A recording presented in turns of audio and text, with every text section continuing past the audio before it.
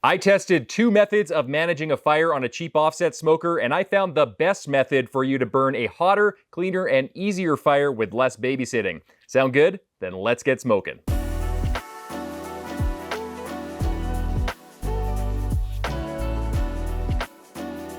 With a 6-month-old baby, it's really hard to babysit my offset smoker, pun intended. Now, I usually use the V-Grate method to manage my fire. 2 grates placed in the firebox at a 90-degree angle so they form a V shape. The purpose being to funnel and concentrate the coals in a small area with airflow all around the sides to create a cleaner burning fire. If you want to see a video where I explain that method, then I'll link one in the description. Now, people are having a lot of success with the V. It's helping them to burn a hotter, cleaner fire with less dirty white smoke. But I've also heard people are having some great success with the B, the fire basket. See what I did there with the B and the V and yeah, that was pretty lame. The fire basket. It's a stainless steel box with 5 sides comprised of diamond-shaped openings, the purpose of which is to hold and concentrate coals in a small square-shaped area for a cleaner burning fire, while providing ample airflow all around the coals and the splits of wood. In particular, people are saying that they can manage a better, cleaner fire with less babysitting, and I'm all about that right now. So the first method I'm going to test is the fire basket method. I wanted a standard amount of charcoal for all of the tests, so I decided to measure out 3 pounds exactly for the initial chimney of coals. The problem is, when I put the charcoal on my scale, it didn't even register. So I tried stepping on it with the charcoal and subtracting my own weight from it. And yeah, that didn't do anything. Luckily, I was able to find a kitchen scale and it ended up working perfectly. Then I lit the chimney with my patented no-fail chimney lighting method.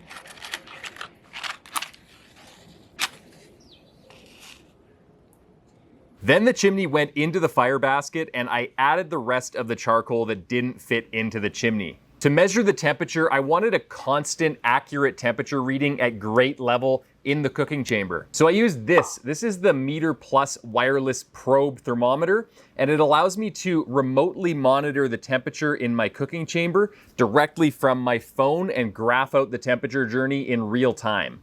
Now, the meat end of the probe is only rated up to 208 degrees, so I can't have it exposed in the cooking chamber. So I just stick it in a potato or something, in this case an onion. And that way you could also get a tasty smoked snack every few hours. Then I went away and did dad stuff and pretty much forgot about the smoker for an extended period of time. But every time I saw the temperature dip down on my phone on the MEATER app, I went to throw another split on the fire. I had to do this about every 20 or 30 minutes. This worked fine until the coals died down about 2 hours into the cook and there weren't enough coals to light a new split of wood. I call this the refresh stage. At some point the coals burn down too low and the splits that you're adding don't fully replenish them. So you need to add more coals. You can add hot coals, but busy dad and all, I just add coals straight from the bag and watch for them to catch. Now, I didn't handle the coal refresh very well and I actually had a huge temperature spike, but then I was able to manage it and level it out a lot more, and it was okay after that. Looking at the data after the test, I could see that temperatures were relatively steady in the 275 to 300 range if I added a new split every 20 minutes. But I missed the optimal time to refresh the coals and it got away from me. Then I had an issue maintaining a steady temperature after that. Now it's time to test the V-Grate. For this test, I kept everything the same as the last test. 3 pounds of lump charcoal, same setup with the MEATER probe. I even lit the chimney the same way. Throughout this test, I added new splits every 20 to 25 minutes when the temperatures started dipping. The difference I saw with this method is that it seemed to take longer for the splits to catch, and they would smolder and produce some heavy smoke for the first few minutes. Unlike the fire basket method where the splits would catch right away. My theory for this is that there's less surface area for the wood to come in contact with the coals when you're using the V method. Whereas with the basket method, there's much more surface area and therefore more energy transferred to the wood at a faster rate, which means the splits catch faster. My second observation was that the temperature control was a little bit looser. I had higher highs of up to 310 degrees Fahrenheit and lower lows all the way down to around 250 degrees Fahrenheit. And third, I found that I didn't have to refresh the coals after 2 hours like I did with the basket method, because the splits that I was adding to the V were burning down and they were forming their own coals, and in that smaller coal bed they were able to replenish them without having to add more coals. So that was a big bonus. So that got me thinking, if the fire basket method is better at catching splits faster and maintaining better temperature control, and the V method doesn't need you to replenish the coals after a few hours, then is there a way to combine both methods to get the best of both worlds?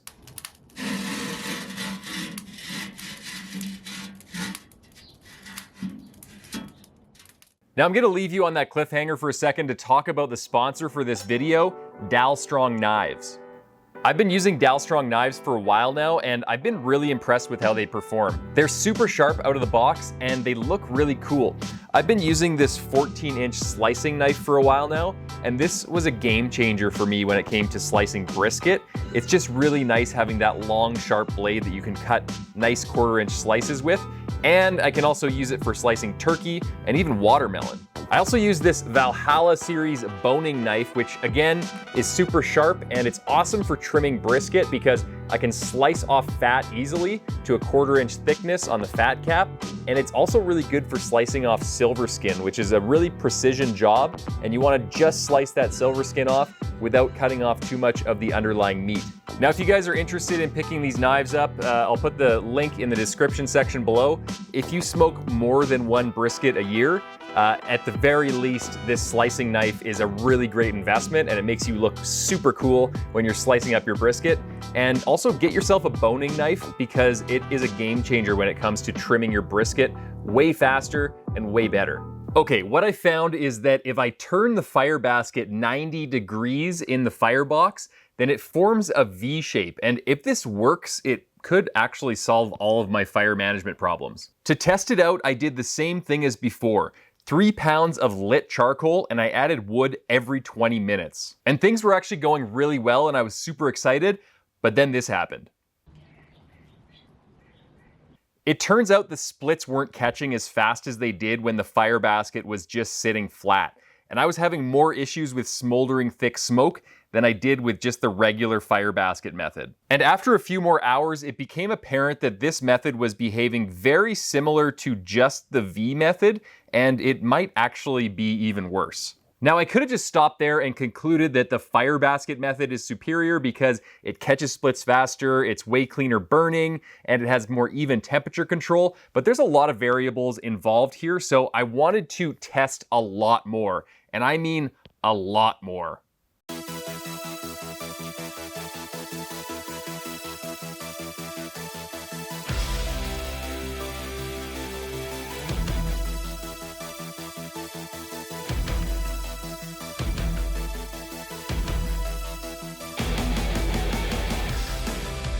Okay, here's where it gets interesting. Let's break it down into the pros and cons. We'll start with the V-Grate first. Okay, V-Grate pros. The first pro is that you can wait longer before adding new splits. So instead of the 25 minutes that I usually add a new split when I'm using the fire basket method, with the V-Grate I can add a new split by every 28 to 30 minutes. So it gives you a couple extra minutes before you need to add the split, so you're tending to the fire less often. The second big benefit is that you can maintain temperatures at a lower low and slow temperature of around 225 to 275 degrees Fahrenheit. And the third pro is that it's free. The grates come for free with the Oklahoma Joe's Highlander, and you can just use old barbecue grates if you want to and just put them in a V format. You don't have to buy a fire basket. The cons, however, the big con for the V-Grate method is that it catches splits slower, and it tends to smolder and create thick, white, bad smoke when the coal bed is lower. Now, moving on to the pros for the fire basket method.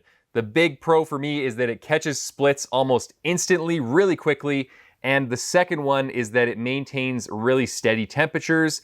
The cons, however, is that when you're maintaining those steady temperatures, they're usually at a higher temperature level of around 275 to 300, maybe a little bit higher, 305, 310 even. So the fire basket tends to burn hotter. The other downside is it requires more coal bed refreshes. So after the first 2 hours, you'll have to add a new chimney of coals. And the final con for the fire basket is that it doesn't come with your smoker. You have to buy it. And if you guys do want to buy it and test it out, I'll link that in the description section below. So which method do I prefer? Well, after doing all of these tests and doing this video, I prefer the fire basket method for this particular situation I'm in, when I don't have time to babysit the fire all day. I've got other stuff to do. I can only afford to come back to the smoker every 20 to 30 minutes. I like the fire basket with one small change. I add 2 handfuls of lump charcoal every time I add a split of wood. So every 20 to 25 minutes. And that helps me because after 2 hours, I don't have to refresh the coal bed anymore. It's already being replenished every time I add a split. And that gives me nice even temperatures. The downside is that those temperatures are around 275 to 300. So they're on the higher end of the spectrum that I would prefer, but it's a small price to pay for convenience. Now, if I did have more time during a Saturday or a Sunday cook to sit by the fire all day, I would probably use the V-Grate method, and I might go at a lower temperature of 225 to 250 and really dial it in and add smaller chunks at a smaller time intervals, maybe every 15 minutes. But I don't have time for that right now, so I like the fire basket method at this time. Now, if you want to chat more about fire management using a cheap offset smoker, join my Patreon. I'll link it in the description section below. You're going to get access to a private Discord chat channel where you can ask me any questions you want. Now check out this video and I'll see you there. Happy smoking.